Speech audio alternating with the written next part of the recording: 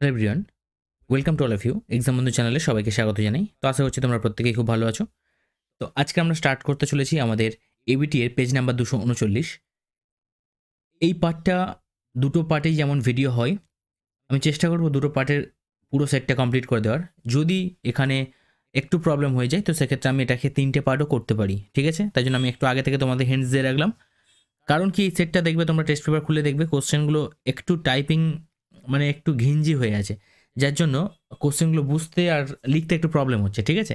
তো এই জন্য একটু সময় লাগছে, বাট চিন্তার কোনো কারণে পুরো সেটটাই তোমাদের জন্য সলিউশন করে দেবো, ঠিক আছে? তো চলো শুরু করা যাক। ফার্স্ট কোশ্চেন দেখে নাও কী আছে। বার্ষিক 8% চক্রবৃদ্ধি হার সুদে পি টাকা তৃতীয় বছরের আসল কত? তো তোমরা খুব ভালো করেই জানো যে চক্রবৃদ্ধি সুদের ক্ষেত্রে প্রথম বছরের আসলটা এবং প্রথম বছরের শেষে যে প্রাপ্ত সুদ দুটো মিলে দ্বিতীয় বছরের আসল হয়ে যায়। সিমিলারলি দ্বিতীয় বছরের আসল এবং দ্বিতীয় বছরের শেষে প্রাপ্ত সুদ সেটা তৃতীয় বছরের জন্য আসল হয়ে যায়। তো আমাদের সেটাই বের করতে বলেছে যে তৃতীয় বছরের আসল কত, ঠিক আছে? দেখো পি টাকা 8% হারে, অর্থাৎ 1+r/100, ঠিক আছে? এইটা হলো। তো এইটা যখনই করাবে প্রথম বছরের শেষে কত হবে? এই টাকাটা, ঠিক আছে? তো এর মধ্যেই কিন্তু সমূল চক্রবৃদ্ধি কিন্তু অ্যাড হয়ে আছে, অর্থাৎ এর মধ্যে সুদ প্লাস আসল দুটোই আছে কিন্তু। ক্লিয়ার? এখন এই টাকাটা প্রথম বছরের শেষে গিয়ে প্রাপ্ত হবে, অর্থাৎ দ্বিতীয় বছরের শুরুতে এটা হচ্ছে মূলধন। ক্লিয়ার একদম? সিমিলারলি এই টাকাটার উপরে আবার দ্বিতীয় বছরের উপরে আবার কিন্তু সেম একই প্রাপ্ত সুদ হবে, অর্থাৎ এটাই তখন তার আসল হয়ে যাবে। অর্থাৎ এটা তখন আসল দ্বিতীয় বছরের জন্য 1+r/100, ঠিক আছে? এটা হবে আসল। এই আসল টাকার উপরে আবার কি করব আমরা? প্রাপ্ত সুদ নির্ণয় করব। তো কিভাবে করব দেখো, এর উপরেই আমরা সুদ নির্ণয় করছি। তো এটা আসল যদি হয় তাহলে পি মানে এটা তখন পি ইন্টু 1+r/100 ইন্টু এটা পুরোটা ইন্টু 1+r/100, ঠিক আছে? আবার এক বছরের জন্য, ঠিক আছে? তো পাওয়ার সেই 1, বোঝা গেছে কি বললাম? তো এটা হয়ে যাবে আমাদের দ্বিতীয় বছরের জন্য প্রাপ্ত সুদ। তো এটাকে আমরা একটু ক্যালকুলেশন করে দেখি কি আসছে। দেখো এখান থেকে দেখো পি ইন্টু 1+r/100, আর এখান থেকে সলভ করো একটু। দেখো এটার মতো কোনটার মতো করে আমরা সাজাতে পারি এটাকে, পি প্লাস PR/100, ঠিক আছে? এবার এখান থেকে 1+r/100। আচ্ছা, এখান থেকে ভেঙে দাও, পি প্লাস PR/100, আর এখান থেকে আসছে PR/100 প্লাস PR² ওকে, 100 না, 10,000, ঠিক আছে? এই এলো। এবারে দেখো আমরা এইটার মতো করে যদি সাজানোর চেষ্টা করি, 1+r/100, তাই তো? এইটার মতো করে যদি সাজানোর চেষ্টা করি তাহলে কি আসছে দেখো, পি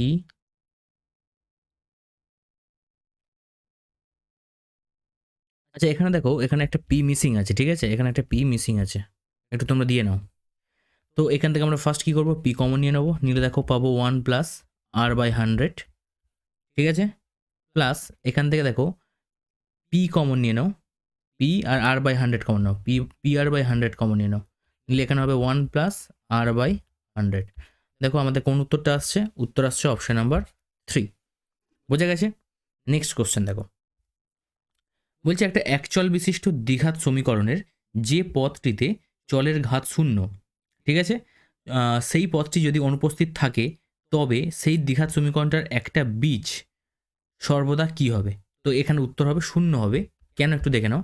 বলছে একটা একচল বিশিষ্ট দ্বিঘাত সমীকরণ, ধরো একটা সাধারণ সমীকরণ লিখছি আমি এখানে ax² plus bx plus c সমান শূন্য। এটা একটা কি একচল বিশিষ্ট দ্বিঘাত সমীকরণ।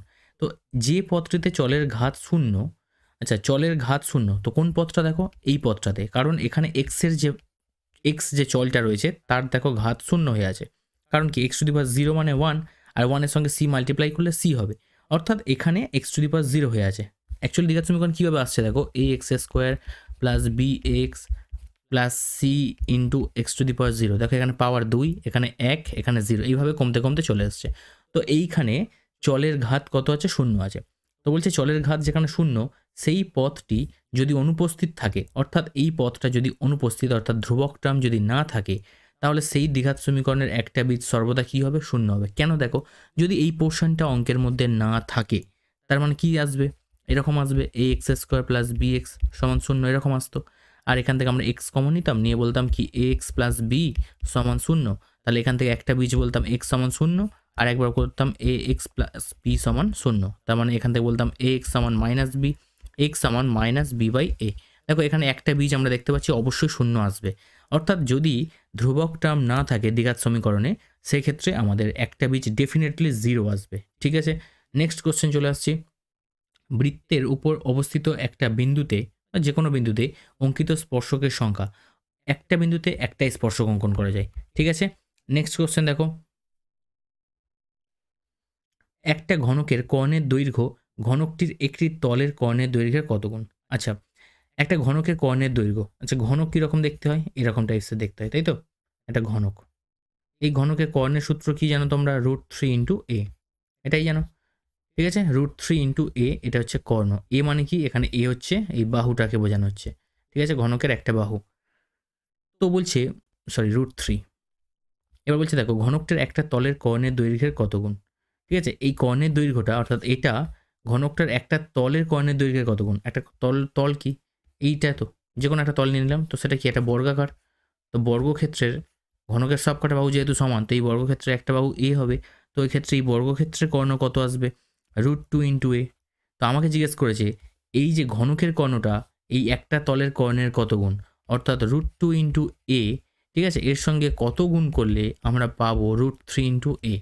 ঠিক আছে, তো বাস এ কেটে দাও, এক্স সমান কী পাবে? √3/√2। ঠিক আছে, √2। এবার করণে নিরসন করবো আমরা √3/√2, অর্থাৎ নিচে যেটা থাকবে সেটা দিয়ে আমরা ওপর নিচে গুণ করে দেবো। তাহলে উপরে তৈরি হবে √6 আর নিচে √2 আর √2 গুণ করলে হবে শুধু 2। তো এত গুণ হয়ে যাবে আমাদের সঠিক উত্তর option number C. Next question দেখো, 0 ডিগ্রি থেকে 90 ডিগ্রি পর্যন্ত ত্রিকোণমিতিক অনুপাতগুলি নিম্নলিখিত কোনটি হতে পারে না? ঠিক আছে, দেখো 0 থেকে 90 পর্যন্ত ত্রিকোণমিতিক কোণগুলো আর যাই হোক কিন্তু ঋণাত্মক হতে পারে না। ঠিক আছে, ঋণাত্মক হতে পারে না। নেক্সট কোশ্চেন দেখো, মোট ছাত্রছাত্রীর সংখ্যা দেখতে পাচ্ছ 84 জন, প্রাপ্ত নম্বরের বিভাজন নিম্নরূপ। ঠিক আছে, অর্থাৎ কীরকম দিয়ে দিয়েছে যে এখানে 0 থেকে 10, 0 থেকে 30, 10 থেকে 30, 30 থেকে 60, 60 থেকে 70, 70 থেকে 90, অর্থাৎ কোনো শ্রেণীর যে শ্রেণী দৈর্ঘ্য সমান নেই। এখানে 10, এখানে দেখো 30, সরি 20, এখানে দেখো 30, এখানে আবার দেখো 10, ঠিক আছে, এখানে দেখো 20। তো এইভাবে চলতে শুরু করেছে, মানে কোনো নির্দিষ্ট নয়। তো এই রকম শ্রেণীর এখানে দেখো পরিসংখ্যা বলে দেওয়া নেই, তো তার বদলে এখানে বলে দেওয়া আছে টোটাল পরিসংখ্যা কত? 84। অর্থাৎ এন এর মান এখানে যেহেতু শ্রেণী মধ্যমা বের করতে হবে, মধ্যমা শ্রেণী, তো সেই ক্ষেত্রে আমাদের এন দরকার। আর এন মানে টোটাল যে পরিসংখ্যা, তোমরা জানো অলরেডি পরিসংখ্যা ছক কীভাবে করতে হয়। তো সেখানে শেষ পর্যন্ত সমস্ত পরিসংখ্যাগুলো করার পরে শেষে যেটা থাকে সেটাকে আমরা এন নাম দিই। আর এখানে সেটা কি টোটাল কত আছে? 84। যোগ করে করে যাই, তো এই সেটা এন এর মান কত দিয়েছে? 84। তার মানে এনটা কি? যুগ্ম সংখ্যা অর্থাৎ জোড় সংখ্যা। আর জোড় সংখ্যা হলে কী করতে হয়? n/2 করতে হয়, আরেকটা করতে হয় n/2 + 1। এই দুটো এততম পদটা হবে আমাদের মধ্যমা শ্রেণী। তো দেখো 84কে যদি আমরা 2 দিয়ে ডিভাইড করি পাবো কত? 42। আর সিমিলারলি এখানে 42-এর সঙ্গে যদি 1 যোগ করি পাবো কি? 43। তাহলে দেখো 42 আর 43 কোন সেটের মধ্যে পড়ে? দেখো 42 আর 43 দেখো এই 30 থেকে 60-এর মধ্যেই পড়ে, তাই তো? তাহলে 43 হচ্ছে 30 থেকে 60-এর শ্রেণীর মধ্যেই পড়ছে। তো এইটাই হবে আমাদের কিন্তু মধ্যমা শ্রেণী। 30 থেকে 60 এটা হবে আমাদের মধ্যমা শ্রেণী।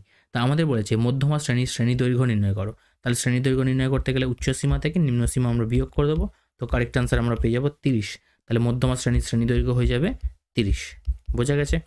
নেক্সট কোশ্চেন দেখো, অংশীদারি কারবারের অংশীদারগণের নিজ মূলধন যদি সমান সময় ধরে ব্যবসায় নিয়োজিত থাকে তবে তাকে ড্যাশ অংশীদারি কারবার বলা হয়। তখন তাকে সরল অংশীদারি কারবার বলা হয়। ঠিক আছে, সরল।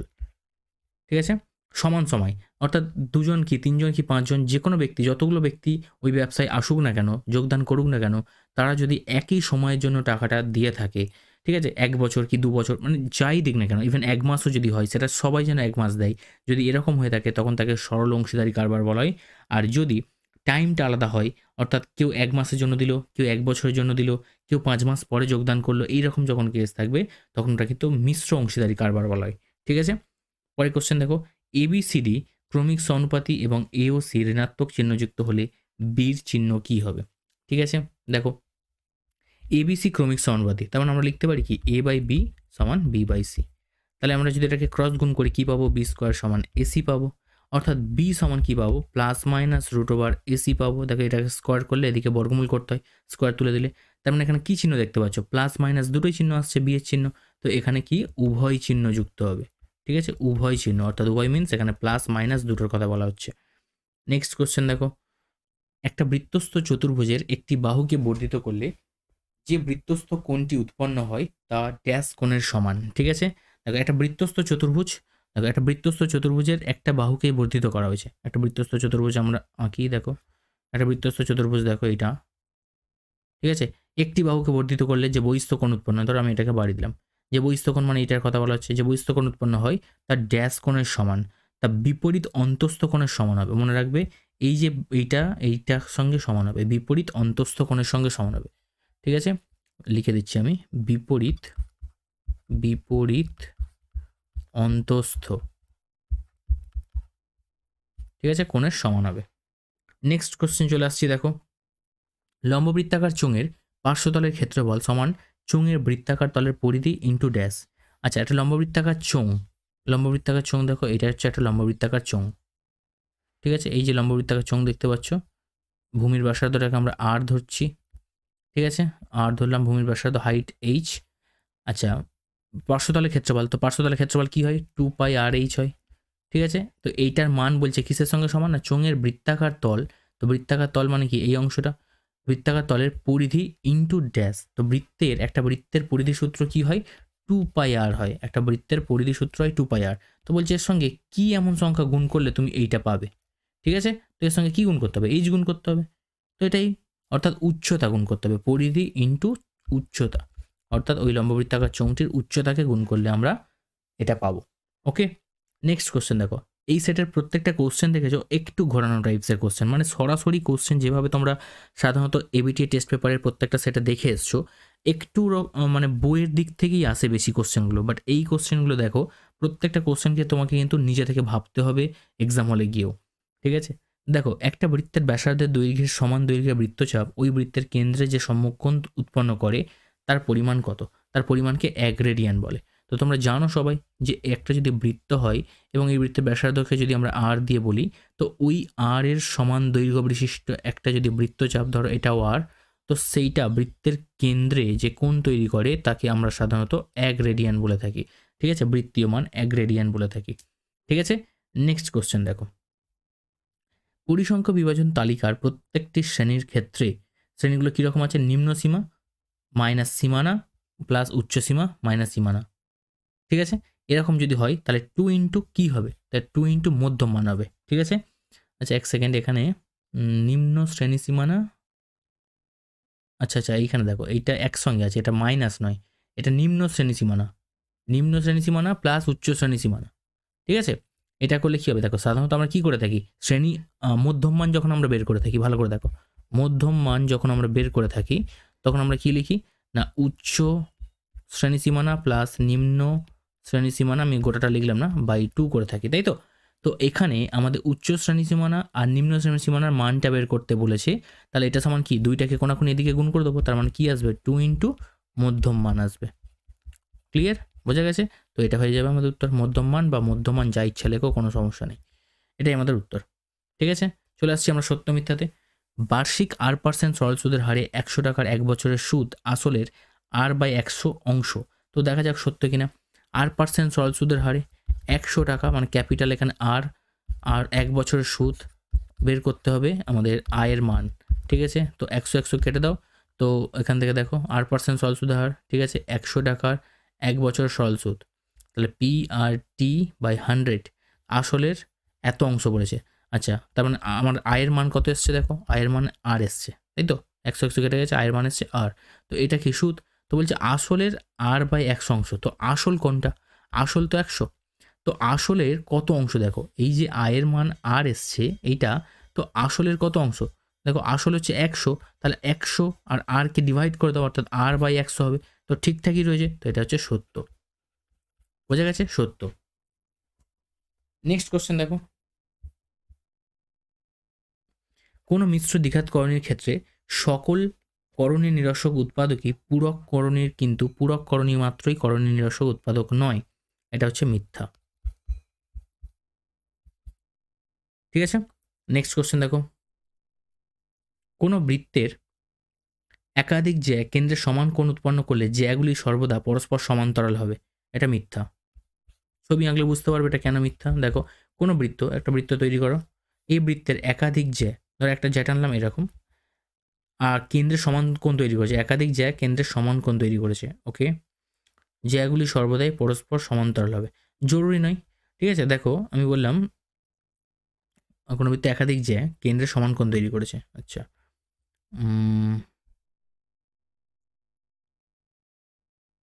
ধরো এটা দুটো সমান দৈর্ঘ্যের জ্যা, ঠিক আছে, ওকে। আচ্ছা, আরও দুটো আমি ছোটো ছোটো জ্যা আঁকছি, দেখো একটা জ্যা ধরো এইরকম, আর একটা জ্যা ধরো এইরকম। তো এই যে কোণ, এই যে কোণ আর এই যে কোণ, দুটো কি সমান? সমান নয়, ঠিক আছে। তো যদি তারা সমান কোণ উৎপন্ন করে, সেক্ষেত্রে জ্যাগুলো যে পরস্পর সমান্তরাল হবে সেটাও নয়। তো এটা একটা কন্ডিশন যেমন হবে না। আবার যদি আমি এরকম বলি যে ধরো এই একটা জ্যা আর এই একটা জ্যা, আর এটা কেন্দ্র, বলছে জ্যাগুলো সর্বদা পরস্পর সমান্তরাল হবে। তো জরুরি নয় জ্যাগুলোকে সমান্তরাল হতে হবে, কারণ দেখতেই পাচ্ছ দুটো জ্যা এখানে সমান্তরাল নয়, কোণ তৈরি করছে, তো জ্যাগুলো সমান্তরাল হতেই পারে না। তো সেক্ষেত্রে মিথ্যা। ঠিক আছে, দেখো নেক্সট কোশ্চেন চলে আসছে কি, একটা গোলকের ক্ষেত্রফলের সমগ্রতলের ক্ষেত্রফল গোলকটির ব্যাসার্ধের সমান, ব্যাসার্ধ বিশিষ্ট চারটে বৃত্তের ক্ষেত্রফলের যোগফলের সমান। তো এটা সত্য। দেখো একটা গোলকের সমগ্রতলের ক্ষেত্রফল কী হয়? 4πr², এবং গোলকটির ব্যাসার্ধের সমান, গোলক গোলকটির ব্যাসার্ধের সমান ব্যাসার্ধ বিশিষ্ট চারটে বৃত্তের ক্ষেত্রফলের যোগফলের সমান। তো চারটে বৃত্ত এই ব্যাসার্ধ সমান, এই ব্যাসার্ধের সমান। তো একটা বৃত্ত, দুটো বৃত্ত, 3 নম্বর বৃত্ত, 4 নম্বর বৃত্ত, এর ব্যাসার্ধ আর, এটাও আর, এটাও আর, আর এটাও আর। তো ক্ষেত্রফল চারটে যোগফলের সমান। তো এটার ক্ষেত্রফল কী হবে? πr²। এটার ক্ষেত্রফল πr², এটার ক্ষেত্রফল πr², আর এটার ক্ষেত্রফল πr²। তো সব করে যোগ করলে বলেছে এই গোলকের পৃষ্ঠতলের ক্ষেত্রফল পাবো। দেখো সব কটা যোগ করে আমরা কী পাচ্ছি? 4πr²। তো দেখো এটাই তো পাচ্ছি। ক্লিয়ার? তো এটা সত্য। পরের কোশ্চেন দেখো, sine alpha by sine beta সমান আলফা বাই বিটা। তো এখানে আমাকে প্রমাণ করতে হবে এটা, মানে সত্য কি মিথ্যাটা আমাকে ফার্স্ট টেস্ট করে দেখতে হবে। আচ্ছা, এইটা করার জন্য আমরা সাধারণত যে কোনো একটা র্যান্ডাম মান ধরে নেবো। Sine alpha by sine beta বলেছে, আমরা আলফাকেও 90 ডিগ্রি ধরে নিচ্ছি আর বিটাকে 30 ডিগ্রি ধরে নিচ্ছি। আমার যেটা খুশি আমি ধরতে পারি, তোমরা চাইলে তোমরা র্যান্ডাম যা ইচ্ছা দেখতে পারো। LHS অর্থাৎ তোমরা কোনো এমন মান নাও যার মানকে সরাসরি ক্যালকুলেশন করে বের করতে পারবে, অর্থাৎ আদর্শ করে নেবে। ঠিক আছে, তো sine alpha by sine beta, তো সাইন 90, আলফার মান বসাচ্ছি 90 বাই সাইন 30। ঠিক আছে, তো এটা যদি সলভ করি আমরা কি পাবো? দেখো সাইন 90-র মান কত হবে? 1 হবে, আর সাইন 30-র মান কত হবে? হাফ। তো এটা উল্টে গেলে কী হবে? একের তলায় হাফ মানে 2 হবে। এবার RHSটাকে বের করো। RHS দেখো আলফা বাই বিটা, আলফা মানে কত? 90, আর এখানে 30। ঠিক আছে, তো এখান থেকে কাটাকাটি করো, দেখো 3 আসছে। ঠিক আছে, 3 আসছে। তো এই যে জিনিসটা, এখানে 2 এলো আর এখানে 3 এলো, এই দুটো কি সমান হলো? সমান নয়। তাহলে এইটার মান যেটা, সেটা মিথ্যা, মানে এই যে স্টেটমেন্টটা দিয়েছে সেটা কি? মিথ্যা। যদি তুমি এমন একটা কেস তৈরি করতে পারো যেখানে হয়তো মিলে যাচ্ছে, তারপরেও কিন্তু এটা মিথ্যাই হবে। তার কারণ এটাই, তুমি যতগুলোই প্রুফ দেখাও না কেন, আমি যদি একখানা এমন এক্সাম্পল দিতে পারি যেখানে এই সম্পর্ক হোল্ড করছে না বা এই সম্পর্কটা মেনে চলছে না, তাহলে কিন্তু সেটা কিন্তু মিথ্যাই হবে। ঠিক আছে, পরের কোশ্চেন দেখো, তথ্যের সংখ্যাগুলো মান কখনোই একাধিক হতে পারে না। ঠিক আছে, এই বিবৃতিটাও মিথ্যা। কেন? ধরো আমি একটা সংখ্যা তথ্য লিখছি, ধরো 4 6 7 6 4 6 আর 4।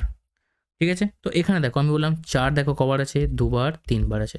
তাহলে এখানে 4 আছে কবার? 3 বার। আচ্ছা, এখানে 6 কবার আছে? দেখো 6ও আছে 3 বার। তো হতেই পারে এখানে দুটো সংখ্যাগুরু মান আছে, যেখানে 4 আর 6। ঠিক আছে, 4 আর 6 দুটোই সংখ্যাগুরু মান, বাট এরা বলেছে একাধিক হতে পারে না। তো এটা ভুল। ঠিক আছে, একাধিক হতে পারে। ঠিক আছে, দেখো পরের কোশ্চেন চলে আসছি। বার্ষিক 5% সরল সুদের হারে এক ব্যক্তি কিছু টাকা ব্যাংকে জমা রাখেন। 5 বছর পরে তিনি মোট কত টাকা পাবেন, যেখানে সুদ আসল থেকে 12,500 টাকা কম? আচ্ছা, তো সুন্দর সুন্দর অঙ্ক আছে, বুঝতেই পারছো। সরাসরি কোশ্চেনগুলোকে তুমি কখনো বইয়ে ফেস করনি হয়তো এইরকম, বাট এই কোশ্চেনগুলো তুমি সিলেবাসের মধ্যে করে এসছো, কিন্তু তোমাকে ভেবে করতে হবে। মানে এই কোশ্চেন সরাসরি তুমি বইয়ে প্র্যাকটিস করে এক্সাম হলে যাওনি, এইটাই আমি বলছি আর কি। ঠিক আছে, তো আমাদের সুদের হার কত দেওয়া আছে? আর এর মান 5% দেওয়া আছে। সময়টা কত দেওয়া আছে? দেখো 5 বছর। আর আসলটাকে আমরা পি ধরে নিলাম, ঠিক আছে। এবার দেখো সুদ সহ মোট অর্থ যেটা কত বলেছে না, সুদ আসল থেকে 12,500 কম, এটাই বলেছে। তার মানে কি, আমি যদি বলি মোট অর্থটা কত, দেখো মোট অর্থ অর্থাৎ যেটা আসল সেটা কি হবে না, আসল মোট অর্থ কি পি প্লাস সুদ, এটাই আসবে পি প্লাস সুদ। তাহলে আমি এখানে যদি ঘুরিয়ে বলি মোট অর্থ যেটা, দেখো মোট অর্থ মানে আমরা পি তার সঙ্গে আসলটা আমরা, এটা শুধু আসল, আর মোট অর্থ অর্থাৎ যেটা সুদ আসলের কথা বলছি, মোট অর্থ মানে এখানে সুদ আসলের কথা বলছি, সুদ আসল, ঠিক আছে, এটা সুদ আসলের কথা বলছি। তো আমি যদি বলি এখান থেকে এর মানটা বসিয়ে দাও, সুদের মানটা বসিয়ে দাও, দেখো বলেছে মোট কত টাকা পাবেন, যেখানে আসল সুদ আসল থেকে 12,500 টাকা কম, আসল বলছে সুদ আসল থেকে 12,500 টাকা কম, তার মানে সুদটা নিশ্চয়ই এর থেকে বেশি, এত, তার মানে এটাই সুদ। তার মানে আমরা বলতে পারি এখান থেকে যে মোট অর্থ, মোট অর্থ পিটাকে দিকে মাইনাস করে নিয়ে চলে এসো, আর এটা হচ্ছে সুদের জায়গায় মানটাকে বসিয়ে দাও 12,500, এইভাবে বলতে পারো। অথবা তুমি দেখো মোট অর্থ, দেখো বলেছে মোট কত টাকা পাবেন যেখানে আসল সুদ আসলের থেকে এত কম। দেখো আসল, এই যে আসলটা দেখতে পাচ্ছ পি হচ্ছে আসল, আর মোট অর্থটাকে তো আমরা সুদ আসল বলেই দিলাম একটু আগে, তো মোট অর্থ থেকে এটা 12,500 টাকা কম, তো সেটাকে আমরা সমীকরণে এইভাবে রিপ্রেজেন্ট করলাম। যে যেভাবে ঘুরিয়ে ভাবতে পারো কোনো সমস্যা নেই, এরকমভাবেই আসছে সমীকরণ আমাদের, ঠিক আছে। অর্থাৎ আমরা দেখতে পাচ্ছি সুদটা আমরা পেলাম কি 12,500, ঠিক আছে। তো আমরা এবার আই সমান পিআরটি বাই 100 করে দেবো, 12,500 হচ্ছে আমাদের সুদ, ঠিক আছে, 12,500 হচ্ছে আমাদের সুদ, আর ক্যাপিটাল হচ্ছে আমাদের পি, 5 বছর, আর পার্সেন্ট হচ্ছে 5% বাই 100। তো এখান থেকে আমাদের পি এর মান সরাসরি আমরা বের করে নিতে পারি। দেখো 5 5 25, 4 100, আর পি গুণ করে দিলে 0 0, 5 4 20, ধরুন আর 10, আর এখান থেকে আসছে তোমার 5, 4 5, অর্থাৎ 50,000 টাকা। তার মানে মোট অর্থ অর্থাৎ সুদ আসল যদি আমরা বের করতে চাই, আমাদের বলেছে দেখো তিনি মোট কত টাকা পাবেন, অর্থাৎ সুদ আসলের কথা বলছে, সুদ আসল সমান আসছে কত পি, আর তার সাথে সুদটা দেখো যোগ করতে হবে, কারণ আমরা লিখেছিলাম প্রথমে। তার মানে পি এর মান এলো কত 50,000 টাকা, আর সুদ এলো কত 12,500 টাকা, ঠিক আছে। সরি, একটা শূন্য বাদ পড়েছে, কারণ একটা শূন্য এক্সট্রা পড়ে গেছে, তো যোগ করে দাও 62 আর 500, এত 62,500 টাকা হয়ে যাবে আমাদের সঠিক উত্তর, ঠিক আছে। ওকে, নেক্সট কোশ্চেন দেখো, সুদের পর্ব 6 মাস হলে 10,000 টাকার 1/2 অর্থাৎ 1.5 বছরের সমূল চক্রবৃদ্ধি কত হবে, যেখানে বার্ষিক চক্রবৃদ্ধি সুদের হার প্রথম বছর 10%, দ্বিতীয় বছর 20% এবং তৃতীয় বছর 40%, ঠিক আছে, মানে তৃতীয় পর্বে, সরি 6 মাস হলে, তার মানে কি 6 মাস যদি হয়, তার মানে কি বছরে কতবার, দেখো এখানে বলেছে বার্ষিক চক্রবৃদ্ধি সুদের হার, খেয়াল রাখবে এটা, ঠিক আছে। আচ্ছা, এখানে কত বছরে বের করতে বলেছে 1.5 ইয়ার, অর্থাৎ 6 মাস করে হলে এক বছরে কবার সুদ দেবে, 1.5 মানে কি 3/2, 2 একে 3/2, তার মানে 3/2 বছর, আর 6 মাস করে দেয় 3/2 বছর, মানে এটাকে যদি আমরা মাসে নিয়ে যাই এত ইয়ার, এটাকে যদি আমরা মাসে নিয়ে যাই 12 দিয়ে গুণ করবো, অর্থাৎ 2 6 12 মানে 18 মাস, 18 মান্থ চলে এলো। এবার 6 মাস করে যদি দেয়, অর্থাৎ 6 মাস অন্তর যদি সুদ দেওয়া হয়, তার মানে কবার সুদ দেওয়া হবে, 3 বার সুদ দেওয়া হবে, ঠিক আছে। তো সেই 3 বার সুদ আমরা কীভাবে লিখছি দেখো, 10,000 টাকা, ঠিক আছে, 10,000 টাকা, এটা হচ্ছে আমাদের আসল। এবারে 1 প্লাস আর বাই 100 যেটা লিখবো, ভালো করে লক্ষ্য করবে, প্রথম ক্ষেত্রে দেখো কত বলছে 10%, কিন্তু ভুল করে তুমি এখানে কিন্তু 10/100 লিখবে না, ঠিক আছে। কেন লিখবে না, খেয়াল রাখো, এখানে 10% কি বলেছে, চক্রবৃদ্ধি সুদের হার প্রথম বছর, বার্ষিক চক্রবৃদ্ধি সুদের হার দেখো প্রথম পর্বে এত, তো এটা বছরে দেওয়া হয় 10%, কিন্তু আমাদের এখানে কি হচ্ছে 6 মাস অন্তর সুদ দেওয়া হয়, মানে বছরে কবার দেওয়া হবে, 2বার দেওয়া হবে, তার মানে এই সুদের হারটা 2 দিয়ে ভাগ হয়ে যাবে, অর্থাৎ তোমাকে খেয়াল রাখতে হবে এখানে 10 নয়, এখানে তোমাকে বের করতে হবে 10/2/100, ঠিক আছে। আচ্ছা, এটা পাওয়ারে 1 দিলাম, 1 মানে এটা প্রথম পর্বের জন্য, same into 1 plus R by 100, আবারও আর কিন্তু এখানে 20 বসাবো না, আমরা বসাবো 10, তাহলে বুঝে গেছো আশা করি। আমি এখানে সরাসরি লিখে দিলাম 5, এখানে 20 লিখবো না, এখানে লিখবো 10%, ঠিক আছে, পাওয়ারে সেই 1, কারণ এটা দ্বিতীয় পর্বের জন্য হলো। আর তৃতীয় পর্বের জন্য, তৃতীয় ফেজের জন্য আসছে কি সেম 1 প্লাস আর এর মান কত, এখন 40 হবে না, তখন হবে 20, মানে অর্ধেক হয়ে যাবে। কেন অর্ধেক হয়ে যাচ্ছে খেয়াল রাখবে, 6 মাস অন্তর সুদ দেওয়া হচ্ছে, মানে কি 1 বছরে কবার দেওয়া হবে, 1 বছরে 2বার দেওয়া হবে, আর 1 বছরে 2বার দেওয়া মানে সুদটাও কিন্তু এই অর্ধেকভাবেই ভাগাভাগি হয়ে যাবে, মানে প্রথম পর্বের জন্য হাফ সুদ আর দ্বিতীয় পর্বের জন্য হাফ সুদ, এইভাবে ভাগ হবে, কারণ এখানে বলে দেওয়া আছে বার্ষিক। যদি এই বার্ষিক কথাটা না থাকতো, তখন তুমি সরাসরি এখানে 10, এখানে 20 আর এখানে 40 বসাতে পারতে, ক্লিয়ার। তো ব্যাস ক্যালকুলেশন করো, আর কিছু নেই। এখান থেকে 10,000 আসছে, আর এটা কাটলে কত আসছে 20, মানে 21, 20 একে 20 আর একে 21-এর 20 গুণ এখানে কাটলে আসছে 10, মানে 10 একে 10 একে 11-র 10 গুণ এখানে 20 5 100, 5 একে 5 একে 6-এর 5। ঠিক আছে, প্রথমে এই শূন্যর সঙ্গে দুটো করে শূন্য আউট করে দাও। আচ্ছা 2 আর 5-এর 10, তার মানে একটা শূন্য আবার বাদ চলে গেল, তাহলে উপরে পড়ে আছে কি 210 গুণ 66। ঠিক আছে, আচ্ছা 6 দিয়েই ফার্স্ট গুণ করি, কেটে কেটে গুণ করি সুবিধা হবে। 6 আর 11, তো 6 0 0, 6 6 দুগুণে 12 আর 11 দিয়ে গুণ করে দাও, 0 6 8 3 আর 1। ঠিক আছে, এটা তো এটা হয়ে যাবে আমাদের টোটাল 10,000 টাকার যদি জমা রাখে, আর এই ক্ষেত্রে যদি এরকম কন্ডিশন থাকে তো এটা হয়ে যাবে আমাদের উত্তর। চলে আসছি পরের কোশ্চেন। দেখো এক্স সমান দেওয়া আছে √5 + 1, তাহলে দেখাও যে x² - 2x plus x² - 2x সমান 4। ওকে, তাহলে এক্স এর মান দেওয়া আছে, তো আমাদের দরকার x², তো এখানে স্কোয়ার করা মানে এই দিকেও আমরা হোল স্কোয়ার করে দেবো।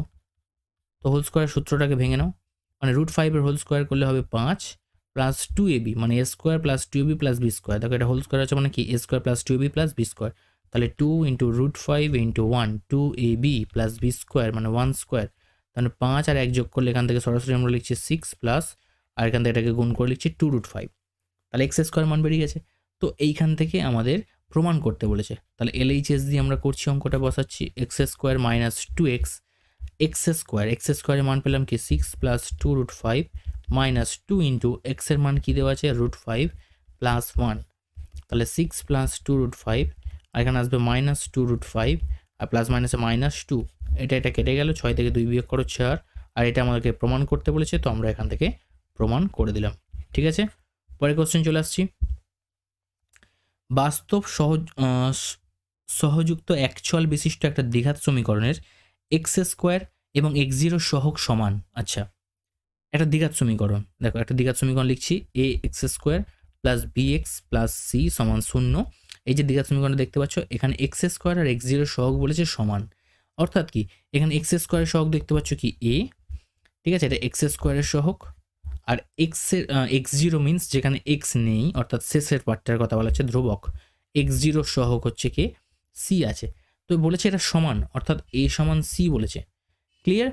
এবার বলছে কি এই সমীকরণের বীজগুলোর অনন্যক, তো এই সমীকরণের বীজগুলোর অনন্যক, আগে দেখি এই যে সমীকরণটা এখানে বীজগুলো কিভাবে আসছে, অনন্যক তা প্রথম সমীকরণ দুটো বলছে এই সমীকরণের বীজগুলির অনন্যক তা, এবং প্রথম সমীকরণ, এক সেকেন্ড, প্রথম সমীকরণের বীজগুলি অনন্যক তা এবং প্রথম সমীকরণ দুটি অভিন্ন, যুক্তি সহকারে দেখাও। কোশ্চেনটা ঠিক ডাউট লাগছে। আচ্ছা, এখানে বলছে যে সমীকরণের বীজগুলি এই সমীকরণের বীজগুলির অনন্যক। আচ্ছা, এই সমীকরণের দুখানা বীজ আমরা ধরে নিচ্ছি, একটা আলফা আর একটা বিটা, তাহলে আমরা এইখান থেকে আমরা একটা লিখতে পারি তো যে আলফা প্লাস বিটা সমান মাইনাস বি বাই এ, আর আলফা গুণ বিটা সমান সি বাই এ, এটা লিখতে পারি। ক্লিয়ার? এখন মাইনাস বি বাই এ যখন আমরা লিখছি, দেখো আলফা প্লাস বিটা, এখানে এ সমান সি, তাই তো, তার মানে এ সমান যদি সি হয় তাহলে আমরা সরাসরি এখান থেকে লিখতে পারি সি এর জায়গায় সি লিখলাম আর এর জায়গায় সি লিখে দিতে পারি, অর্থাৎ আসছে কত 1। ক্লিয়ার এই পর্যন্ত? অর্থাৎ আমরা দেখতে পাচ্ছি যে আলফা গুণ বিটা সমান আসছে কত 1। ওকে, তাহলে আমরা যে সমীকরণের বীজগুলো এই সমীকরণের বীজগুলো অনন্যক বলেছে, তার মানে আলফা আর বিটা যদি অনন্যক আমরা নিই তাহলে কি পাবো 1/α আর 1/β। তো যে সমীকরণটা আমরা নির্ণয় করতে চলেছি তার দুখানা বীজ যদি 1/α 1/β হয়, তাহলে আমরা এইখান থেকে দুটো বীজের যোগফল সমান কি লিখতে পারি, যে 1/α প্লাস 1/β সমান মাইনাস b/a লিখতে পারি ওই পার্টিকুলার সমীকরণটার জন্য। তো এখানে বি আর এ লিখবো না, যেহেতু এই সমীকরণের ক্ষেত্রে বি আর এ লিখে রেখেছি, তো আমরা জাস্ট এইভাবে লিখবো না, এখানে এটাকে ক্যালকুলেশন করে নিই এর মানের থ্রু দিয়ে। ঠিক আছে, তো এখানে আলফা বিটাকে লসাগু নিয়ে নাও, নিলে হবে দেখো উপরে আলফা প্লাস বিটা, তো আলফা প্লাস বিটার মান দেখো কত এসছে মাইনাস বি বাই এ, আর আলফা গুণ বিটার মান এসছে কত সি বাই এ, মানে 1, মানে যেটা সি বাই সি করে আমরা 1 পেলাম, তাহলে আলটিমেটলি পেলাম কি মাইনাস বি বাই এ। অর্থাৎ দুখানা বীজ যদি আমাদের জানা থাকে, তো দ্বিঘাত সমীকরণটাকে কীভাবে আমরা লিখতে পারি, x², এটা লিখতে পারি x² মাইনাস 1/α প্লাস 1/β প্লাস এই ইন্টু এক্স প্লাস 1/α গুণ 1/β, এটা দ্বিঘাত সমীকরণ আসবে, যাদের বীজ হচ্ছে 1/α 1/β, যেটা আমরা ধরলাম এক্ষুনি, ঠিক আছে, যেটা আমরা ধরেছি যে নির্ণেয় আমাদের দ্বিঘাত সমীকরণ, সেটা সমান 0।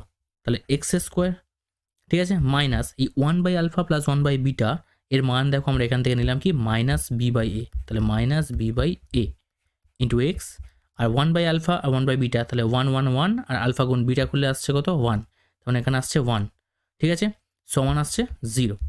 এটাকে যদি আমরা ক্রস মাল্টিপ্লাই করি তাহলে কি পাবো দেখো, এক্স স্কোয়ার মাইনাসে মাইনাসে প্লাস b/a এক্স প্লাস 1 সমান 0। এখান থেকে সলভ করলে পাবো লসাগু করে A X square plus B X plus A সমান 0। এবার A X square plus B X, আর এর জায়গায় কি করব আমরা এই সিটাকে বসিয়ে দেবো, কারণ দেখো এখানে আমরা অলরেডি প্রুভ করে রেখে দিয়েছি এ সমান সি, তাহলে এখানে সি বসিয়ে দিলাম।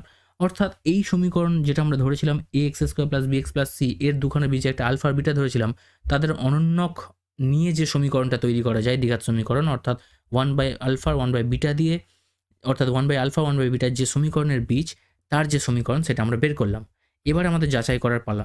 দেখো আমরা যেটা ধরেছিলাম সেইটা আর যেটা আমরা নির্ণয় করলাম দুটো দেখো সেম টু সেম না, তো ওটাই আমাদের বলেছে দেখো সমীকরণ দুটো অভিন্ন, যুক্তি সহকারে দেখাও। তো আমরা এটা কিন্তু প্রুভ করে দেখিয়ে দিলাম। ক্লিয়ার? কারোর কোনো ডাউট নেই? নেক্সট কোশ্চেন দেখো, ও কেন্দ্রীয় বৃত্তের ব্যাসার্ধের দৈর্ঘ্য 5 সেমি। দেখো ও কেন্দ্রীয় একটা বৃত্ত রয়েছে যার ব্যাসার্ধের দৈর্ঘ্য হচ্ছে 5 সেমি, 5 সেমি। বলছে ও থেকে নির্দিষ্ট দূরত্বে অবস্থিত বহিস্থ কোনো বিন্দু পি থেকে পি কিউ এবং পি আর বিন্দু বৃত্তে দুটি স্পর্শক। আচ্ছা, নির্দিষ্ট বিন্দু পি থেকে, ধরো এখানে আছে পি বিন্দু অবস্থান করছে, পি এখানে পি, এবং বৃত্তের উপরে ও বিন্দু থেকে নির্দিষ্ট দূরত্বে অবস্থিত বহিস্থ বিন্দু পি থেকে পি কিউ এবং পি আর। তো এখানে ধরো কিউ, যেটা স্পর্শক হচ্ছে এইভাবে,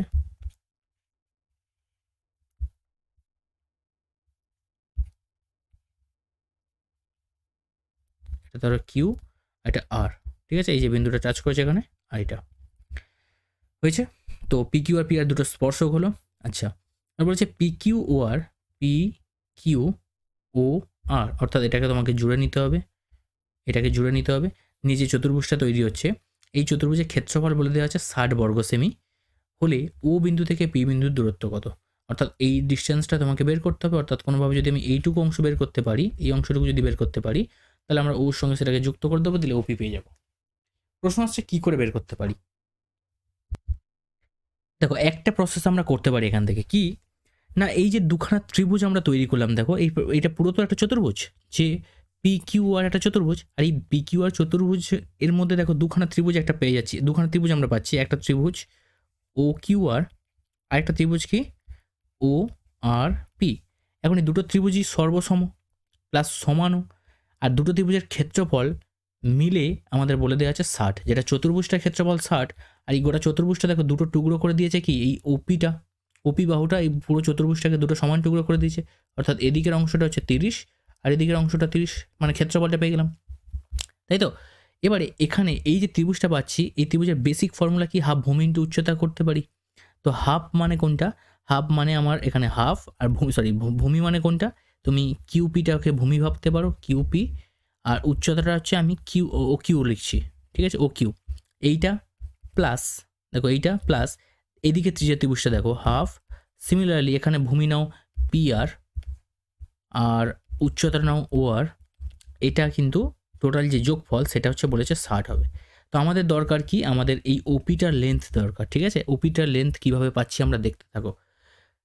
ফার্স্ট এখান থেকে আমরা কি করছি, হাফ কমন নিয়ে নিচ্ছি, হাফ কমন নিলে, আর কিউপির মান দেখো, কিউপির মান এখান থেকে আমরা জানি না, তাই তো।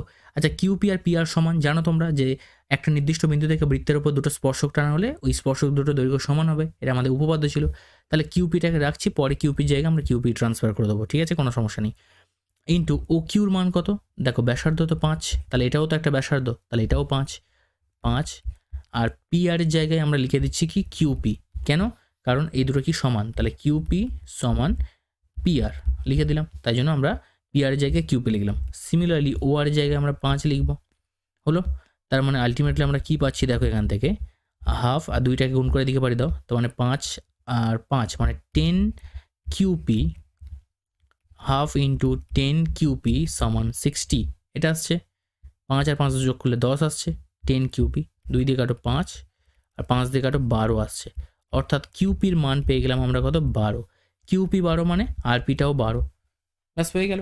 আমাদের দরকার কি, আমাদের দরকার ওপির মান, ঠিক আছে? এই যে ওপির মান আমাকে বের করতে হবে। তাহলে আমরা একটা সাইড এটা 5 জানি, একটা সমকোণী ত্রিভুজ ধরে নিচ্ছি, এটা 5 জানি আর এটা 12 জানি, ঠিক আছে? তাহলে পিথাগোরাসের সূত্র অনুযায়ী এটা যদি সমকোণ হয়ে থাকে, স্পর্শক কি করে, স্পর্শবিন্দু গামী ব্যাসার্ধ আর স্পর্শক পরস্পর লম্বভাবে অবস্থান করে। তাহলে এটা যদি 5 সেন্টিমিটার হয়ে থাকে ব্যাসার্ধ আর এটার মান এক্ষুনি আমরা 12 বের করে নিলাম, তাহলে আমরা এখান থেকে বলতে পারি যে ওপি সমান চলে আসবে লম্ব স্কোয়ার যোগ ভূমি স্কোয়ার, অর্থাৎ 12 স্কোয়ার যোগ 5 স্কোয়ার। আর ওপিটা কি এখানে, অতিভুজ, ঠিক আছে? ওপিটা হচ্ছে একটা ত্রিভুজের ক্ষেত্রে অতিভুজ। তাহলে এখানে আমরা বলতে পারি 144 আর 25 মানে 169, 169 আর 169 মানে কত আসবে, 13 সেন্টিমিটার। তো এটাই আমাদের উত্তর। পি বিন্দু থেকে ও বিন্দুর দূরত্ব কত, 13 সেন্টিমিটার। ক্লিয়ার? আমাদের ভেবেছিলাম আমরা দেখো এই অংশটুকু আলাদা করে বের করবো, কিন্তু দরকার নেই, আমরা সরাসরি এই ত্রিভুজের কনসেপ্ট দিয়ে আমরা কিন্তু করে ফেললাম, ঠিক আছে? কারো কিছু ডাউট নেই, আশা করি সবাই ভালো করে বুঝতে পেরেছো। নেক্সট কোশ্চেন চলো দেখা যাক কি আছে। 2.5 সেমি দৈর্ঘ্যের ব্যাসার্ধ বিশিষ্ট একটা বৃত্তের দুটি জ্যা, আচ্ছা 2.5 সেমি ব্যাসার্ধ বিশিষ্ট, দেখতেই পাচ্ছ 2.5 সেমি ব্যাসার্ধ, এটা হচ্ছে 2.5 সেমি ব্যাসার্ধ বিশিষ্ট একটি বৃত্তের দুটো জ্যা এবি 4 সেমি এবং এসি হচ্ছে 3 সেমি। আচ্ছা এবি, ধরে নাও এটা এবি, এটা এ বি, এটা হচ্ছে 4 সেমি, আর এটা ধরো এ বি এসি, এটা ধরো 3 সেমি, ঠিক আছে? বলেছে আমাদের অ্যাঙ্গেল বিএসির মান কত, ঠিক আছে? বিএসির মান কত এইটা বের করতে হবে। এখন এই যে ব্যাসার্ধটা আমরা এখানে না দিয়ে আমরা ব্যাসার্ধটাকে এখানে দিতে পারি, আর সিমিলারলি ব্যাসার্ধ দিয়ে এটাকে একটা টানতে পারি, ঠিক আছে? একটু কোনটাকে ছবিটা সুন্দর করে আঁকি, তাহলে বুঝতে সুবিধা হবে। অ্যাকচুয়ালি আমরা কোন উপপাদ্য প্রয়োগ দিয়ে করবো এটা, এটা ধরো কেন্দ্র, এইটা ধরো, ঠিক আছে? তো এটা হতো একটা যেমন ব্যাসার্ধ, এটা ও কেন্দ্রে যদি বৃত্ত হয় তো ব্যাসার্ধ কি 2.5, এটাও 2.5 হলে এটাও 2.5 হবে। অ্যাঙ্গেল বিএসির মান বের করতে হবে। তো অ্যাঙ্গেল বিএসি বের করতে গেলে দৈর্ঘ্য ব্যাসার্ধ একটা বৃত্তের দুটো জ্যা রয়েছে, ঠিক আছে? হলো একটা 4 একটা 3, কোনোভাবে আমাদের এই মানটাকে বের করতে হবে। এই মানটাকে বের করলে আমরা জানি কি, যে কেন্দ্রস্থ কোণ পরিধিস্থ কোণের দ্বিগুণ হয়। তখন এটা যদি বের করতে পারি তাহলে আমাদের অর্ধেক কাজ কিন্তু শেষ। তো তার জন্য আমাদের একটা কাজ করতে হবে, এটা 4 আছে তাই তো, আমরা এখান থেকে একটা দাগ টেনে নিচ্ছি যদি কোনো কাজে লাগে। আচ্ছা এটা আর এটা এই কোণ দুটো সমান, এটা 2.5 হলে এটা 2.5, তার মানে এটা সমদ্বিবাহু ত্রিভুজ, তাই তো? এটা সমদ্বিবাহু ত্রিভুজ, ওকে। তো কোনোভাবে এই মান দুটোকে বের করা সম্ভব, এই মান দুটোকে বের করা সম্ভব। একবার আমি ট্রাই করে দেখছি, দাঁড়াও ওয়েট। অ্যাকচুয়ালি দেখো এক্ষেত্রে আমাদের যে বিএসির মানটা বের করতে বলেছে, এই বাহুর সঙ্গে আমাদের কোণের কিন্তু ডাইরেক্ট কোনো রিলেশন আমরা এখান থেকে তৈরি করতে পারছি না, বাট ছবিটাকে একটু মডিফাই করে যদি আমি আঁকি, দেখো ছবিটাকে এইভাবে না এঁকে দেখো এইভাবে যদি আমরা তৈরি করি, ঠিক আছে? আমি এর আনসারটা অ্যাকচুয়ালি দেখলাম, দেখে আইডিয়া করেই করছি আর কি। তো এর 90 ডিগ্রি আনসার আছে দেখলাম টেস্ট পেপারে, যাই হোক। তো দেখো 2.5 সেমি দৈর্ঘ্যের ব্যাসার্ধ বিশিষ্ট একটা বৃত্তের দুটো জ্যা বলেছে এবি 4, তো এবি হচ্ছে 4, এটা ধরো এবি, আর এটা হচ্ছে এসি, এটা হচ্ছে তোমার 3 সেন্টিমিটার, ঠিক আছে? এবারে বিএসিটার মান কত? এখন এটাকে আমরা অর্ধবৃত্তস্থ কোণ সমকোণ এই কনসেপ্টের ছবিটা আমরা আঁকছি, যেখানে এখানে দেখো বিসিটা হচ্ছে এর হচ্ছে সমকোণী ত্রিভুজের ক্ষেত্রে, সমকোণী ত্রিভুজের ক্ষেত্রে এই যে বিসিটা হচ্ছে তোমার ব্যাস হবে, এবং এই ব্যাসের মধ্যবিন্দু হবে এই বৃত্তের কেন্দ্র। এখন একটা ব্যাসার্ধের মান কত বলে দিয়েছে দেখো 2.5, তাহলে এটা যদি 2.5 হয় পুরো বিসির মান চলে আসবে কত, 2 × 2.5 অর্থাৎ 5 সেন্টিমিটার, ঠিক আছে? অর্থাৎ বিসির মান চলে এলো 5 সেন্টিমিটার। এটা 3 সেমি বলা আছে আর এবি বলা আছে 4 সেমি। তাহলে আমরা যদি পিথাগোরাসের নিয়ম অনুযায়ী এটাকে লিখতে পারি যে AB square plus AC square, অর্থাৎ এবির মান হচ্ছে 4 আর এসির মান হচ্ছে 3, তো এখানে আসছে কত 16 প্লাস 9 অর্থাৎ 25, আর তার সঙ্গে যদি বিসি স্কোয়ারটাকে যদি সমান দেখাতে পারি, বিসির মান কত পেলাম 5, তাহলে 5 স্কোয়ার মান হচ্ছে 25, তো 25 সেমি, আর এদিকে দুটো যোগফল 25 সেমি আসছে। তো এটা কখন করা যায়, যখন সেটা পিথাগোরাসের সূত্র হয়, মানে পিথাগোরাসের নিয়মকে মেনে চলে। তো পিথাগোরাসের সূত্র কখন মেনে চলে, যখন ওই ত্রিভুজটা সমকোণী ত্রিভুজ হয়, অর্থাৎ এখানে যে কোণটা অ্যাঙ্গেল বিএসির মান এটা হবে 90 ডিগ্রি, ঠিক আছে? তো এটা আমাদের কারেক্ট অ্যান্সার হয়ে যাবে 90 ডিগ্রি। নেক্সট কোশ্চেন দেখো, নেক্সট কোশ্চেন কি বলছে, ত্রিভুজ এবিসি এর বিসি বাহুর, বিসি এর সমান্তরাল সরলরেখা এবি ও এসিকে যথাক্রমে ডি ও ই বিন্দুতে ছেদ করে, প্রমাণ করো এডি বাই এবি সমান এই বাই এসি। তাহলে ফার্স্ট আমাদেরকে যেটা করতে হবে, এখানে একটা ত্রিভুজ তৈরি করে নিতে হবে, যেটা হচ্ছে নাম এবিসি, এবং এর বিসি বাহুর একটা সমান্তরাল সরলরেখা যেটা এবিকে ডি বিন্দুতে এবং এসিকে ই বিন্দুতে ছেদ করে, সেটা আমাদের বলে দেওয়া আছে। তো এখানে আমরা থ্যালাসের উপপাদ্য প্রয়োগ করব। থ্যালাসের উপপাদ্য কি বলে, যে এডি বাই বিডি সমান এই বাই সিই। ঠিক আছে, দেখো এডি বাই বিডি অর্থাৎ এইটার বাই এটা, অর্থাৎ এই পুরো সরলরেখার দুটো অংশ, মানে দুটো অংশের অনুপাত এডি বাই বিডি, সেটা ডান দিকের দুটো অংশ রয়েছে এই আর ইসির এর অনুপাতের সাথে সমান হবে। তো এই জিনিসটাকে আমরা এইভাবেও লিখতে পারি যে এডি বাই বিডি প্লাস 1, দুদিকে আমরা প্লাস 1 করছি, এই বাই সিই এদিকেও কী করছি, প্লাস 1 করছি। ঠিক আছে, তো লসাগু যদি করি বিডি, এখানে এডি প্লাস বিডি আসবে, আর এখানে যদি সিইকে আমরা লসাগু নিই তাহলে এই প্লাস সিই আসবে। ঠিক আছে, তো এই জিনিসটা আমরা কখন বলতে পারি, দেখো এডি প্লাস বিডিকে আমরা লিখতে পারি, এডি প্লাস বিডিকে আমরা লিখতে পারি এবি, আর নিচে চলে আসছে কি বিডি সমান, এখানে এই প্লাস সিইকে লিখতে পারি কি এসি, আর নিচে হচ্ছে কি সিই। ওকে, এবার দেখো যখন দুটো ত্রিভুজের সমান্তরাল কোনো বাহু ত্রিভুজকে ছেদ করে, তখন থ্যালাসের উপপাদ্যের সাহায্যে কিন্তু আমরা এই জিনিসটাকে প্রমাণ করে দিলাম। ঠিক আছে, শুধুমাত্র একটা কাজ করতে হবে, থ্যালাসের উপপাদ্যে +1 করে দিতে হবে। ঠিক আছে, তো যদি এটা করতে পারি তাহলে আমরা এটাকে বলতে পারি প্রমাণ আমাদের কমপ্লিট হয়েছে, প্রুভড। ওকে, নেক্সট কোশ্চেন দেখো। পরের কোশ্চেন কি বলছে দেখো, একক দৈর্ঘ্যের বাহু বিশিষ্ট দুটো নিরেট ঘনক থেকে প্রমাণ করো সব থেকে কম কাঠ নষ্ট করে যে নিরেট লম্ববৃত্তাকার শঙ্কু ও নিরেট গোলক তৈরি করা যায় তাদের আয়তনের অনুপাত কত।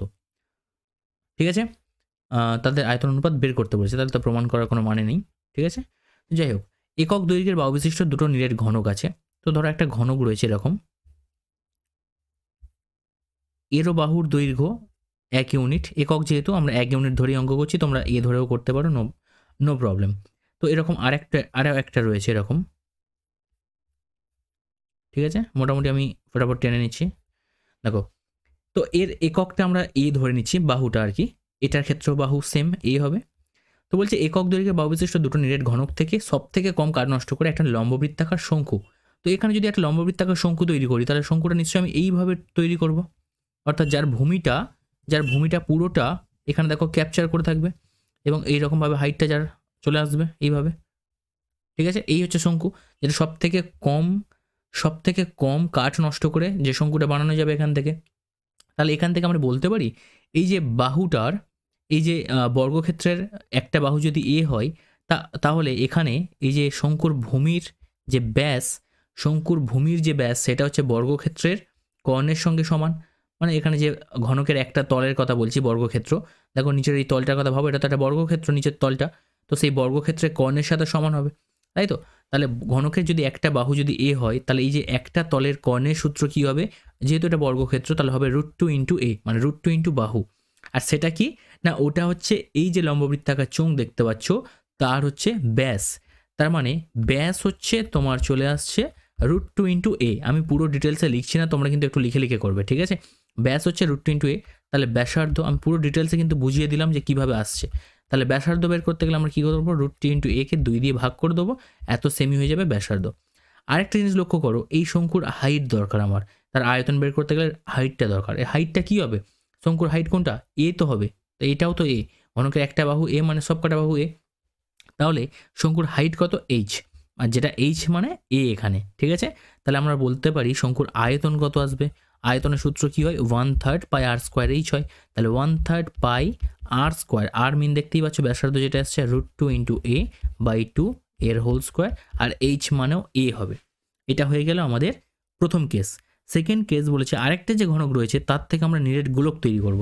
তো যদি আমি এখান থেকে একটা গোলক বা ফুটবল কনসিডার করো, ভিতরে যদি আমি এখান থেকে একটা ফুটবল কেটে বের করি সব থেকে কম কাঠ নষ্ট করে, তাহলে কি দেখতে পাচ্ছ, এই ঘনকের কর্ণের সমান এই গোলকের কি হবে, ব্যাস হবে।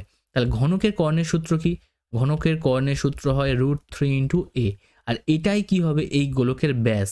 তাহলে ব্যাসও নিশ্চয়ই আমাদের বলতে পারি, এটা অ্যাকচুয়ালি যদি আমি ভিজুয়ালাইজ করে দেখাই, এই অঙ্কগুলোকে যখন আমি পরের বছরের জন্য একদম পুরো 3D স্ট্রাকচারে করে দেখাবো অঙ্কগুলো সলভ করার সময়, তখন আরও ক্লিয়ারলি তোমরা বুঝতে পারবে যে কেন আসছে। ভালো করে লক্ষ্য করো এই ছবি দেখে তো এরকমভাবে বলা যায় না, কারণ এই ঘনকটার দেখতেই পাচ্ছ, এই ঘনকটার যদি আমি তৈরি করি, আচ্ছা কর্ণ দরকার নেই, কর্ণ তো পুরোপুরি টাচ করবে না, সরি কর্ণ নয়, এটা বাহু সমান, এটা বাহু চলে আসবে, বাহু হচ্ছে এ, তাহলে ব্যাস হচ্ছে এই হবে, ঠিক আছে। দেখো এই ঘনকটা যদি, ঘনকের মধ্যে যদি একটা ফুটবলকে আমি রাখি, তাহলে ফুটবলটা উপরেও টাচ করবে, নিচেও টাচ করবে, তার মানে এই ফুটবলের এই যে অংশটা দেখো, এটা তো ব্যাস, এটা ব্যাস, তার মানে এই যে হাইটটা এটা কি ব্যাসের সঙ্গে এই ঘনকটার একটা বাহুর সঙ্গে সমান, তাই তো, এই বাহুর সঙ্গে সমান হবে। তাহলে ব্যাস যদি এটা হয়, তাহলে ব্যাসার্ধ আমরা লিখতে পারি কি, ব্যাসার্ধ লিখতে পারি a/2, ঠিক আছে, হয়ে গেল। তাহলে এই ফুটবলটির আয়তন কি হবে, এর আয়তন হবে, মানে ফুটবল মানে যেটা গোলকের কথা বলছি, আয়তন কি 4/3 পাই আর কিউব, অর্থাৎ a/2 তার হোল কিউব। ব্যাস এই দুটো আয়তনকে আমাদের অনুপাত করতে হবে। তো ফার্স্ট আমরা একটু সলভ করে নিই এটাকে, 4/3 পাই, এটাকে সলভ করলে কি হবে, a কিউব বাই 2 এর কিউব মানে হবে 8, ঠিক আছে। আর এখানে এটাকে সলভ করলে কি হবে দেখো, 1/3 পাই, আর এইটাকে গুণ করলে √2 এর হোল স্কোয়ার করলে হবে শুধু 2, আর এখানে a স্কোয়ার, আর 2 স্কোয়ার করলে হবে কি 4 ইন্টু a, ব্যাস এটা হলো।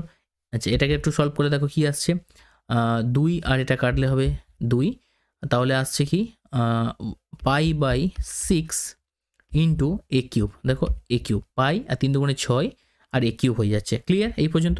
এবার দুজনের আয়তনের অনুপাত আমাদের করতে হবে, তাহলে অনুপাত যদি আমরা করে দিই, তাহলে লিখতে পারি π/6, ঠিক আছে, π/6 a cube is to 4/3 pi into a cube by 8, এটা আছে। দেখো আরও এটা ছোটো করে নিই, দেখো আরও ছোটো করে নিই, তার মানে তাহলে তখন লিখতে পারি π/6, এখানেও তাহলে সরাসরি লেখো 3 দুগুণে 6 π/6, ঠিক আছে, আর a কিউব π/6, π/6 a কিউব, কিছু বাদ পড়লো কি, কিছু বাদ, 4/3 পাই a কিউব, আচ্ছা 2 এর কিউব মানে 8, এখানে a স্কোয়ার, সব ঠিক আছে, কিছু মনে হচ্ছে মিস্টেক একটা হয়েছে কোথাও, দুটোই সেম চলে আসছে, কী করে সম্ভব, 4/3 পাই আর কিউব মানে a/2 হোল কিউব মানে a কিউব বাই 8, ঠিক আছে, 4 দুগুণে 8 মানে π/6 a কিউব, ওকে। আর এখানেও করলে 1/3 পাই আর স্কোয়ার h মানে 2 স্কোয়ার বাই 4, আচ্ছা 2 দুগুণে 4, 3 দুগুণে 6 π/6 a কিউব, ঠিক আছে, নো ম্যাটার। তো যা আসছে আসছে, তো দুটো দেখো সেম টু সেম আসছে, তো এটা কেটে গেলে 1:1, এটাই আমাদের আনসার হয়ে যাবে, ঠিক আছে। নেক্সট কোশ্চেন দেখো, নরম পিচবোর্ডের একটা আয়তাকার টুকরো দৈর্ঘ্য প্রস্থের 4 গুণ, একটা ধরো পিচবোর্ড আছে, ঠিক আছে, এরকম টাইপস একটা পিচবোর্ড আছে, যেটা কি বলছে দৈর্ঘ্য প্রস্থের 4 গুণ, তাহলে প্রস্থ যদি x হয়, দৈর্ঘ্য কত 4x, তো এই দৈর্ঘ্য বরাবর এটা টুকরোটাকে জড়িয়ে যে লম্ববৃত্তাকার চোঙ পাওয়া যাবে, অর্থাৎ এটাকে দিয়ে আমরা এরকমভাবে ভাঁজ করে একটা লম্ববৃত্তাকার চোঙ করলাম, দৈর্ঘ্য বরাবর সেটাকে ভাঁজ করা হয়েছে, ঠিক আছে, অর্থাৎ এর হাইট যেটা 4xই থাকবে, ঠিক আছে, চোঙ পাওয়া যায়, তার পার্শ্বতলের ক্ষেত্রফল 100 বর্গ সেমি, পার্শ্বতল মানে বুঝতে পারছো এইটা, ঠিক আছে। আচ্ছা একটা লম্ববৃত্তাকার চোঙের ক্ষেত্রে পার্শ্বতলের সূত্র কী হয়, 2π আর h হয়, ঠিক আছে। তো এইচ এর মান আমরা জানি 4x বসে দেবো, বাট আর আমাদের আইডেন্টিফাই করতে হবে। এখন বলো এই জিনিসটাকে যদি আমরা এই এক্স বরাবর জিনিসটাকে যদি আমরা এইভাবে রোল করি, এক্স বরাবর জিনিসটাকে যদি রোল করি, তাহলে আমরা এখান থেকে এইটা তো লেন্থ টোটাল, এইটাই কি এই এক্সটাই তো এর পরিধি, এই যে বৃত্তাকার অংশের পরিধি, অর্থাৎ আমরা এই যে বৃত্তাকার অংশের পরিধি যদি এক্স হয়ে থাকে, কারণ এটাকেই তো ভাঁজ করে এরকম রোল করা হয়েছে, তার মানে এর ব্যাসার্ধটাকে যদি আমরা আর ভেবে থাকি, এর ব্যাসার্ধটা যদি আর ভেবে থাকি, তার মানে আমরা বলতে পারি যে এখানে 2π আর, যেহেতু এই বৃত্তের পরিধি কী হয় 2π আর, সেটা কোথা থেকে তৈরি হয়েছে না এটাকে ভাঁজ করে, অর্থাৎ এই এক্সের সাথে সমান হবে। তো আমরা এখান থেকে বলতে পারি আর এর মান কি না, আর এর মান হচ্ছে x/2π, তাহলে এখানে আমরা বসিয়ে দেবো 2π, আর আর এর জায়গায় বসাবো x/2π, আর এইচ এর জায়গায় বসাবো কি 4x, ক্লিয়ার। দেখো 2π কেটে গেল, আর এখানে পড়ে থাকছে কি 4x², ঠিক আছে। তো বলছে দেখো পার্শ্বতলের ক্ষেত্রফল 100 বর্গ সেমি, তা আমরা কত বের করলাম 4x², তার মানে নিশ্চয়ই 4x² সমান 100, ঠিক আছে। দেখো 4 দিয়ে কাটো, এখানে 25 পেয়ে যাবে, এক্স এর মান চলে আসবে 5, তাহলে চোঙটার উচ্চতা কত বলেছে, তো চোঙটার উচ্চতা মানে কি এইটা, তো তার মানে চোঙটার উচ্চতা হবে 4 গুণ 5 অর্থাৎ 20 সেমি, এটা হয়ে যাবে আমাদের সঠিক উত্তর, ঠিক আছে, চোঙটির উচ্চতা, অর্থাৎ 4x এর মান বের করলে আমরা চোঙটির উচ্চতা পেয়ে যাব, ক্লিয়ার। নেক্সট কোশ্চেন দেখো, একটা সমকোণী ত্রিভুজের ধনাত্মক সূক্ষ্মকোণ থিটা এর পরিপ্রেক্ষিতে লম্ব ও অতিভুজের অনুপাত 12:13 হলে লম্ব ও ভূমির অনুপাত এবং অতিভুজ ও ভূমির অনুপাত নির্ণয় করে দেখাও second square theta plus 1 plus tan square theta. মানে এই সূত্রটাকে তোমাকে প্রুভ করতে হবে। তো একটা সমকোণী ত্রিভুজ দেখো, দেখতে পাচ্ছ একটা সমকোণী ত্রিভুজ এটা। তো এই সমকোণী ত্রিভুজের ক্ষেত্রে থিটা ধরে নাও একটা সূক্ষ্মকোণ এইটা, ঠিক আছে। লম্ব আর এই থিটার পরিপ্রেক্ষিতে লম্ব আর অতিভুজের অনুপাত 12:13, অর্থাৎ এটা যদি 12 হয় এটা 13। এবার যেহেতু অনুপাত আছে আমরা এটাকে 12x ধরি, এটাকে 13x ধরি, ঠিক আছে। তো এই জিনিসটা তোমরা জানো, আর ঠিক আছে। এটা ট্রিপলেট বলা হয়, 12 13 হলে এটা 5xই হতে বাধ্য। যদি না জানা থাকে তাহলে নো প্রবলেম, তোমরা করে নাও। এই যে ভূমি যদি বের করতে চাও, এবি নাম দিয়ে দিলাম ABC, তাহলে যদি তোমরা ভূমিটাকে বের করতে চাও তাহলে বলতেই পারো রুট ওভার অতিভুজের স্কোয়ার অর্থাৎ 13x এর হোল স্কোয়ার মাইনাস 12x এর হোল স্কোয়ার, ঠিক আছে। সলভ করলে কী পাবে দেখো, 169x square minus 144x square. এটা বিয়োগ করলে আসবে কত, 25x স্কোয়ার, তার মানে হবে 5x। দেখো সরাসরি আমরা 5x লিখলাম, যদি জানা থাকে তো তুমি সরাসরি লিখতেই পারো, কোনো ব্যাপার নয়, ঠিক আছে। পিথাগোরাসের সূত্র দিয়ে আমরা ভূমিটাকে বের করে নিলাম। এবার আমাদের কি বলেছে দেখো, বলেছে লম্ব ভূমির অনুপাত এবং অতিভুজ ভূমির অনুপাত নির্ণয় করে দেখাও এইটা। আচ্ছা, লম্ব ভূমির অনুপাত আমাদের দেখার দরকার নেই সব করে, আমাদের দরকার কি এইটা প্রুভ করা, কারণ আমরা এখান থেকে তো মান নিয়েই নেব, ঠিক আছে। তাহলে এবার আমাদের দরকার সেকেন্ড স্কোয়ার থিটা প্রুভ করতে বলেছে। তো LHS দিয়ে আমরা স্টার্ট করি। Second square theta, second square theta মানে কি, সেক থিটা মানে কি, সেক থিটা মানে অতিভুজ বাই ভূমি। তো অতিভুজ কত আছে 13x বাই ভূমি কত 5x এর হোল স্কোয়ার। সলভ করলে কত আসছে, 13 করলে হবে 169x স্কোয়ার, আর নিচে হবে কি 5x এর হোল স্কোয়ার মানে 25x স্কোয়ার, অর্থাৎ এটা কেটে গেল, এগুলো হবে 169/25। এটা একটা হলো। এবার RHSটাকে করো, RHSকে সলভ করলে কীভাবে দেখো, 1 প্লাস ট্যান স্কোয়ার থিটা, ঠিক আছে। তাহলে 1 প্লাস ট্যান মানে কি লম্ব বাই ভূমি মানে 12x, আর ভূমি মানে 5x এর হোল স্কোয়ার। আচ্ছা প্রথমে এটা x কেটে দিই, তাহলে 1 প্লাস 12 স্কোয়ার মানে হবে 144, আর 5 স্কোয়ার হবে কত 25। তাহলে 25 লসক হয়ে যাবে, 25 একে 25 যোগ 25 একে 25 1 মানে 144 হবে, এখানে যোগ করে দাও 169 নিচে 25। দেখো মিলে গেছে দুটো, তাহলে আমরা বলতেই পারি LHS সমান RHS। কত সুন্দর সেটের অঙ্কগুলো, বুঝতে পারছো, দুইয়ের দাগের অঙ্কই ভাবো এত রকমভাবে তোমাকে কিন্তু করতে হচ্ছে। ক্লিয়ার? নেক্সট কোশ্চেন দেখো, নেক্সট কোশ্চেন কী বলেছে, একটা ঘূর্ণায়মান রশ্মি কোনো একটা অবস্থান থেকে ঘড়ির কাঁটার বিপরীত দিকে ঘোরে। তো ঘড়ির কাঁটার বিপরীত দিকে মানে কি, এইভাবে ঘুরছে। আর আমরা জানি কি ঘড়ির কাঁটার বিপরীত দিকে ঘুরলে ত্রিকোণমিতির ক্ষেত্রে সেটাকে আমরা পজিটিভ অ্যাঙ্গেল বলে থাকি, আর ঘড়ির কাঁটার দিকে যদি ঘোরে সেটাকে আমরা নেগেটিভ অ্যাঙ্গেল বলে থাকি। সম্পূর্ণ ঘোরার পর অর্ধপাক ঘুরে, সম্পূর্ণ ঘোরার পর এক অর্ধপাক ঘুরে 30 ডিগ্রি কোণ তৈরি করে। মানে সম্পূর্ণ ঘোরা হয়েছে মানে 360 ডিগ্রি কোণ তৈরি করেছে, ভালো করে বুঝবে। সম্পূর্ণ একবার ঘুরেছে অর্থাৎ এইরকমভাবে এই পর্যন্ত সে চলে এসছে, হলো। তারপরে সে কী করেছে, আচ্ছা একটু ভালো করে আঁকি বুঝতে সুবিধা, দেখো এইখান থেকে স্টার্ট করেছে সে, এইখান থেকে এই পর্যন্ত চলে এসছে, অর্ধপাক কমপ্লিট হয়েছে, একটা পাক কমপ্লিট। আবার এখান থেকে সে অর্ধেক এসছে মানে এই পর্যন্ত এসছে, তার মানে একটা পুরো কমপ্লিট পাক দিয়েছে মানে 360 ডিগ্রি, প্লাস আরও একটা অর্ধেক পাক দিয়েছে, 360-এর অর্ধেক মানে কত হবে 180 ডিগ্রি, প্লাস তারপরে আরও 30 ডিগ্রি কোণ উৎপন্ন করেছে, ঠিক আছে। তো 30 ডিগ্রি কোণ, ঠিক আছে। তাহলে টোটাল কত আসছে দেখো, পর এক অর্ধপাক ঘুরে 30 ডিগ্রি কোণ তৈরি করেছে, ঠিক আছে। দেখো তাহলে এটাকে যোগ করে দাও, 0 3 8 11 আর 6 17 আর 2 3 5 570 ডিগ্রি কোণ তৈরি করেছে, ঠিক আছে। তো ত্রিকোণমিতির ক্ষেত্রে এই কোণটা বৃত্তীয় মান কত, অর্থাৎ এই যে 570 ডিগ্রি কোণটা যেটা দেখতে পাচ্ছ এইটার বৃত্তীয় মান তোমাকে কিন্তু বের করতে হবে। তো এইটার বৃত্তীয় মান কী করে বের করতে পারি, আমরা জানি ষষ্ঠিক থেকে বৃত্তীয় মানে যেতে গেলে π/180 দিয়ে আমরা কিন্তু এটাকে মাল্টিপ্লাই করতে পারি, ঠিক আছে। তো মাল্টিপ্লাই করে দেখো, 0 0 কেটে যাচ্ছে, আর কিছু কাটছে, 3 দিয়ে কাটো, 3 19 57 আর 3 6 18, তার মানে আসছে 19 π/6 এত রেডিয়ান। তো এটা আমাদের একদম সঠিক উত্তর হয়ে যাচ্ছে, ঠিক আছে। নেক্সট কোশ্চেন দেখো, কোনো রাজ্যে পথ নিরাপত্তা সংক্রান্ত প্রচার অভিযানের মাধ্যমে পথ দুর্ঘটনা প্রতি বছর তার পূর্ব বছরের তুলনায় একটা নির্দিষ্ট শতকরা হারে কমতে হ্রাস পায়। ফলে 3 বছর পূর্বে যেখানে পথ দুর্ঘটনার সংখ্যা ছিল 4000টি, বর্তমানে বছরে তার হ্রাস পেয়েছে 2916টি। তাহলে পথ দুর্ঘটনার হ্রাসের বার্ষিক শতকরা হার কত তোমাকে নির্ণয় করতে হবে। তো ভালো কথা, দেখো আগে ছিল কত 4000টি ছিল আগে 3 বছর আগে। এখন তারপরে প্রত্যেক বছর একটা নির্দিষ্ট পার্সেন্ট হারে, যেটাকে আমরা R% ধরে নিচ্ছি, যে প্রত্যেক বছর প্রত্যেক বছর দুর্ঘটনা হ্রাসের হার R% ব্র্যাকেটে ধরি, ঠিক আছে। তাহলে 4000টির আগে দুর্ঘটনা হতো 3 বছর আগে, প্রত্যেক বছর কমছে, তাহলে 1 মাইনাস কত করে কমছে না R/100 করে আমরা R% করে ধরেছি। কত বছর হয়েছে না 3 বছর পরে, শেষ পর্যন্ত কোথায় এসে এসছে, অর্থাৎ 2916তে এসে ঠেকেছে এখন, এটাই আমাদের সমীকরণ, এটাকে সলভ করলে আর এর মান আমরা পেয়ে যাবো। ঠিক আছে, তো সলভ করো। দেখো প্রথম কথা 1 মাইনাস আর বাই 100 এটাকে হোল কিউব লিখে নাও, আর এই 2916 এটাকে 4000 তলায় নিয়ে চলে এসো। ঠিক আছে, তো এখান থেকে একটু কাটাকাটি করি, 4 দিয়ে কাটো 1000, আর এখান থেকে 4 দিয়ে কাটো 4 সাথে 28, আর 4 2 8, 4 9 36, 729। আচ্ছা 729 বাই 1000 এই জিনিসটাকে আমরা এইভাবে লিখতে পারি 27। ঠিক আছে, 27 স্কোয়ার করলে 729, তাই তো? কিন্তু আমাদের এখানে কিউব করতে হবে, 3 বছর পরে বলেছে। তা এটা 10, 27 স্কোয়ার 729, 9 81, 9 করো, 9 কিউব লেখো, 9 কিউব, আর এটা 10 কিউব লিখতে পারি। তার মানে এটাকে পুরোটাকে লিখতে পারি 9/10 হোল কিউব। তার মানে দেখো 1 minus R by 100 whole cube সমান যদি 9/10 হোল কিউব হয়ে থাকে, তাহলে আমরা বলতে পারি 1 মাইনাস আর বাই 10, 1/100 সমান আর বাই 100 সমান 9/10।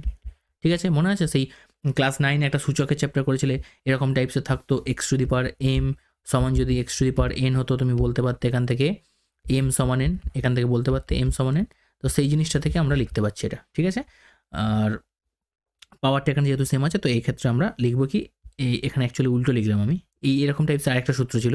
ঠিক আছে, যেখানে যেখানে যেমন হচ্ছে বেসটা সেম আছে, সেখানে কিন্তু বেসটা আলাদা হতো, পাওয়ারটা সেম থাকতো। ঠিক আছে, এই টাইপসের সূত্র। ঠিক আছে, দেখো নেক্সট কোশ্চেন, নেক্সট আমরা এখান থেকে কী করতে পারি, দেখো এখান থেকে করতে পারি মাইনাস আর বাই 100 সমান 9/10 মাইনাস 1, 10 লসাগু নিয়ে নাও, 9 মাইনাস 10 একে 10, মাইনাস 1 10 চলে আসছে। ঠিক আছে, দুদিক থেকে দেখো মাইনাস আর মাইনাসকে বাদ দিয়ে দাও, তাহলে আর বাই 100 সমান চলে আসছে 1/10, 10 10 কেটে দাও, তাহলে এখান থেকে সলভ করলে পেয়ে যাবে আর সমান 10%, আর এটাই আমাদের কিন্তু একদম কারেক্ট অ্যান্সার হয়ে যাবে। ঠিক আছে, পরের কোশ্চেন দেখো, পরের কোশ্চেন কী বলছে দেখো, মাসুদ, নিবেদিতা ও কবির যথাক্রমে 6000 টাকা, 8000 টাকা ও 9000 টাকা দিয়ে একটা মূলধনের একটা ব্যবসা শুরু করে। আচ্ছা, তিনজনের মাসুদ, কবির আর মাসুদ, নিবেদিতা আর কবির, তিনজনের দেওয়া আছে, তিনজনের আগে মূলধনটাকে বের করে নাও। 6000 টাকা দিয়ে শুরু করেছে, 6000, আর নিবেদিতা হচ্ছে 8000 টাকা। ঠিক আছে, আর কবির হচ্ছে দেখো 9000 টাকা দিয়ে বিজনেস স্টার্ট করেছে। এই করতে একটা ব্যবসা শুরু করে, 4 মাস পরে মাসুদ আরও কিছু টাকা লগ্নি করে, মাসুদ দিয়েছে 4 মাস পরে, তার মানে এই টাকাটা সে ফার্স্ট 4 মাস খাটিয়েছে, এবং 4 মাস পরে কিছু টাকা সে ব্যবসায় আরও নিয়োজিত করেছে, তার সেক্ষেত্রে আরও অ্যাড করব। তো 4 মাস বাদে বলেছে কত টাকা দিয়েছে সেটা বলেনি, ধরে নাও এক্স টাকা দিয়েছে, তার মানে ছিল 6000, তার সঙ্গে আরও এক্স টাকা সে দিয়েছে, তো সেই টাকাটা বাকি নিশ্চয়ই 8 মাস কেটেছে, কারণ দেখো বলেছে বছরের শেষে মোট এত টাকা লাভ হয়েছে, তার মানে আমরা 1 বছরের সেন্সে ধরছি, 1 বছর মানে এখানে 4 মাস যদি হয়ে যায়, বাকি থাকে 8 মাস। ঠিক আছে, তো বাকি যে টাকাটা অর্থাৎ 6000 টাকার সঙ্গে আরও এক্স টাকা সে যে দিয়েছে, আগে 6000 ছিল, তার সঙ্গে আরও এক্স দিয়েছে, তার মানে 6000 প্লাস এক্স হয়ে যাবে, তো সেই টাকাটা 8 মাস কাটছে দিয়েছে। আর কেউ কিছু টাকা তোলেও নিয়ে দেয়নি, দেখো বছর শেষে মোট এতটা লাভ হয়েছে, কবির এতটা লভ্যাংশ বলে 4 মাস পরে মাসুদ কতটা লগ্নি করেছে, ভালো কথা। তাহলে না নিবেদিতা কোনো টাকা দিয়েছে, তাহলে নিবেদিতা টাকার সঙ্গে ডাইরেক্ট আমরা 12 দিয়ে গুণ করে দেবো, আর কবিরের টাকার সঙ্গে 12 দিয়ে গুণ করে দেবো, কারণ এদের কোনো টাকা পয়সা তোলা ফেলা হয়নি। ঠিক আছে, তাহলে চলো সলভ করে নিই আমরা এটাকে সলভ করলে পেয়ে যাবে দেখো 6000 মানে 24000। ঠিক আছে, 24000 প্লাস এখানে 8 দিয়ে গুণ করলে 8 6 48,000 আর 8x। ঠিক আছে, তো এটাকে যোগ করে নাও, 8 4 12, 5 দিয়ে 7 72,000 প্লাস 8x, এটা হচ্ছে টোটাল মাসুদের টাকা, আর এটা করলে হবে 96, 3টে 0, আর এখানে 108 আর 3টে 0। তিনজনের মূলধনের আমরা টোটাল বের করে নিলাম, এবার তিনজনের মূলধনের অনুপাত করতে হবে। এখন তিনজনের মূলধন অনুপাত করতে গেলে আমাদের ফার্স্ট এই জিনিসটা থেকে একটু ছোটো করে নিই, অঙ্কটাকে 8 কমন নিলে হবে এটা দেখো 9000 প্লাস এক্স, আর যাতে আমরা এটাকে প্রত্যেকটা 8 দিয়ে কাটাকাটি করতে পারি। ঠিক আছে, দেখো যদি তিনজনের মূলধন অনুপাত করি তাহলে লিখতে পারি কি 8, দেখো লেখাগুলো আমি আর লিখছি না, আমি ক্যালকুলেশনটা করে দিচ্ছি, তোমরা কিন্তু লেখাগুলো অবশ্যই লিখবে। ঠিক আছে, যে লিখবে মাসুদ, নিবেদিতা এবং কবিরের মূলধনের অনুপাত। ঠিক আছে, তো লেখো ইস্টু 108 আর 3টে 0, দেখো 8 দিয়ে কাটো, 8 দিয়ে কাটো, এখানে 8 দিয়ে কাটলে এটা আসবে 12। ঠিক আছে, আর 3টে 0। ঠিক আছে, আর এখানে 8 দিয়ে কাটলে হবে তোমার 8 দিয়ে হবে তোমার 1, আর 8 দিয়ে কাটছে না, তাই তো 8 দিয়ে কাটবে না এখানে,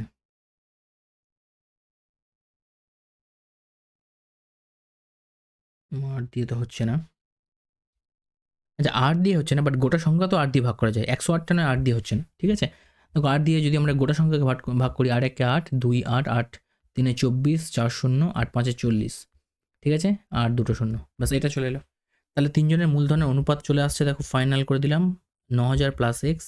এটা হলো মাসুদের অনুপাত, এটা আসছে নিবেদিতার অনুপাত, আর এটা আসছে তোমার ওই কবিরের অনুপাত, ঠিক আছে। এবার বলেছে মোট লাভ হয়েছে 3000 টাকা। 3000 টাকার মধ্যে কবিরের টাকা বলে দিচ্ছে কত, 1080 টাকা। তার মানে কবিরের মূলধন কত, মানে আনুপাতিক ভাগার বের করলে কি আসবে, 135 আর 2 0 বাই সব কটা তলায় যোগ হবে, অর্থাৎ 9000 প্লাস এক্স প্লাস 12000 প্লাস 13500 সমান আসবে কত না, যেটা লভ্যাংশ পাচ্ছে সেটা। ক্লিয়ার, এই টাকাটা পাচ্ছে। তো সলভ করে নেওয়া যাক একটু। প্রথমে একটা করে শূন্য এখানে আউট করে দাও, ঠিক আছে। আচ্ছা 12 দিয়ে 12 কাটো, এখন 36,